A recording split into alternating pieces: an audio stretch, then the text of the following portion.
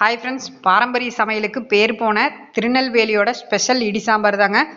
நம்மளுக்கு செட்டிநாட்டில் எவ்வளவுக்கு எவ்வளவு உணவுக்கு வந்து சிறப்பு கொடுக்குறாங்களோ அதே அளவு வந்து நிறைய பாரம்பரிய நம்ம மறந்து போன பாரம்பரிய உணவு வந்து நெல்லையில் அவ்வளோ இருக்குதுங்க வெரைட்டி. இந்த இடி சாம்பாருக்காக நான் வந்து 2 வித பருப்பு எடுத்து ஊற வச்சிருக்கிறேன். இப்போ இதை வந்து குக்கரில் வேக விட்டுறலாம். அதுக்குள்ளே இது ஒரு பொடி தயாரிக்கணுங்க. இவங்க ஸ்பெஷலாக இந்த பொடி வந்து வறுத்தரைச்சே தான் போடுவாங்க ஒவ்வொரு தடவை சாம்பாருக்கு, அதனால தான் அவ்வளோ ருசி. இதுக்காக கடலைப்பருப்பு, துவரம்பருப்பு, பாசிப்பருப்பு இப்போ ஒவ்வொன்றா நான் ஆட் பண்ணுறேங்க. இதில் ஆயில் எல்லாம் விட வேண்டியதில் பச்சரிசி, மெயினாக பச்சரிசி போடணும் அந்த திக்னஸ்க்காக. மல்லி மட்டும் ஜாஸ்தியாக எடுக்கணுங்க. நான் 1/2 டேபிள் ஸ்பூன் எடுத்துருக்கிறேன், மற்றதெல்லாம் 1/4 டீஸ்பூன் தான். அதுக்கப்புறமா சீரகம், மிளகு, இது கருப்பு உளுந்து தான் போடணும், அப்போ தான் அந்த ஒரிஜினல் டேஸ்ட் கிடைக்கும். கொஞ்சமாக கசகசா, அதுக்கப்புறம் காஞ்ச மிளகாய். இதில் வந்து பசு மஞ்சள் சேர்த்திருக்கிறேங்க. இது வந்து நேற்று எங்கள் வீட்டு சைடு வந்து அறுவடை பண்ணாங்க, ஃப்ரெஷ்ஷாக சேர்த்திருக்கிறேன். நீங்கள் அந்த விரலி மஞ்சள் காஞ்சது இருந்தால் கூட எடுத்துக்கலாம். இதெல்லாம் வந்து நல்லா டேஸ்ட் கொடுக்கும், அதுக்காக தான். அதுக்கப்புறம் கருவேப்பிலை போட்டு நல்லா வறுத்து இதை பொடி பண்ணிக்கலாங்க. அதுக்குள்ளே நம்மளுக்கு பருப்பும் வெந்திருக்கும். அதுக்கப்புறமா ஒரு பாத்திரத்தில் நம்ம காய்கறியெல்லாம் ஃபஸ்ட்டு வேக வைக்கணும். இவங்க தனித்தனியாக இந்த மாதிரி பண்ணுறதுனால தான் இந்த இடி சாம்பார் அவ்வளோ ஒரு ருசியாக இருக்கும்.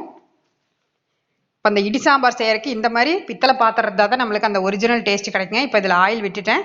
காய்கறி எல்லாமே கட் பண்ணி வச்சுக்க, நிறைய வித காய்கறி சேர்த்தலாம்.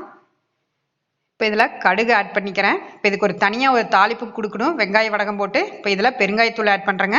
பெருங்காயத்தூள் வேணும்னா அந்த வறுத்தரைச்ச பொடியோட கூட போட்டுக்கலாம். நான் அதில் போடலை, அதனால் இதில் போட்டுங்க. இப்போ பச்சை மிளகாயும் காஞ்ச மிளகாயும் முழுசாகவே ஆட் பண்ணுறேன். இப்போ கட் பண்ணி வச்ச காய்கறி கேரட்டு, பீன்ஸு, கொத்தவரங்காய், அவரைக்காய், கருவேப்பிலை, சின்ன வெங்காயம் ஆட் பண்ணுறேங்க. இப்போ இதுக்கு மேலே நீங்கள் காய்கறி பூசணிக்காய், வெள்ளை பூசணி எல்லாமே ஆட் பண்ணலாங்க. வெண்டைக்காய் இருந்தால் கூட ஆட் பண்ணலாம். அதுக்கப்புறமா நான் முருங்கைக்காய், கத்திரிக்காய், உருளைக்கிழங்கு எல்லாமே சேர்த்து போடுறேன். இப்போ இதில் வந்து மஞ்சத்தூள், உப்பு, மிளகாத்தூள் போட்டு இந்த காய்கறி வேகிற அளவு தண்ணி விட்டு ஃபஸ்ட்டு காய்கறி வேக வச்சுக்கலாம். இது வேகிறக்குள்ள பருப்பு வந்து வெந்துடும். இப்போ அதையும் ஒன்றா எடுத்து ஊற்றிக்கலாங்க. இதுக்கு தேவையான தக்காளி போட்டிருக்கிறேன். இப்போ காய்கறி நல்லா வந்துருச்சு. இப்போ பருப்பு வெந்த பருப்பு இதில் கொட்டிக்கலாங்க. இப்போ இதில் உப்பெல்லாம் சரி பார்த்துட்டு நாம் வறுத்தரைச்ச பொடியை இதோட சேர்த்திக்கலாம். இதுக்கு ஒரு தாளிப்பு வந்து வெங்காய வடகம் போட்டு தாளித்து தனியாக கொடுக்கணுங்க. அதுக்காக ஒரு சைடு வந்து கடுகும் கொஞ்சமாக வெங்காய வடகம் போட்டு தாளிச்சிக்கிட்டு இருக்கிறேன். இப்போ இதில் காரமெல்லாம் கரெக்டாக சரி பார்த்துக்கலாங்க இந்த டைமில். ஏன்னா அந்த வறுத்தரைச்ச பொடி எல்லாமே நம்ம போட்டு ஒன்றா போட்டு கலந்துட்டு பார்த்துக்கலாம். இப்போ இது நல்லா கலந்து விட்டுக்கலாங்க. இதுக்கு வந்து நான் குடம்புளி ஆட் பண்ணுறேன். புளி வேணுங்கிறவங்க இந்த டைமில் புளி சேர்த்திக்கலாம்.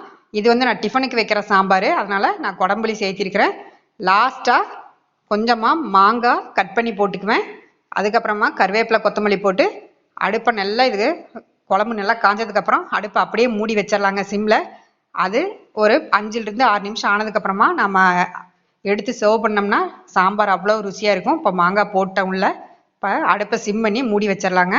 அருமையான திருநெல்வேலியோட ஸ்பெஷல் இடி சாம்பார் ரெடி. இந்த வீடியோ பிடிச்சிருந்தா ஒரு லைக் பட்டனை தட்டிட்டு எங்கள் சேனலை மறக்காமல் சப்ஸ்கிரைப் பண்ணிக்கோங்க. ஃபேஸ்புக்கில், இன்ஸ்டாலையும் ஃபாலோ பண்ணிக்கோங்க. சூப்பரான ஒரு டிஃபனுக்கு திருநெல்வேலியோட ரொம்ப ஸ்பெஷலான இடி சாம்பார் ரெடி.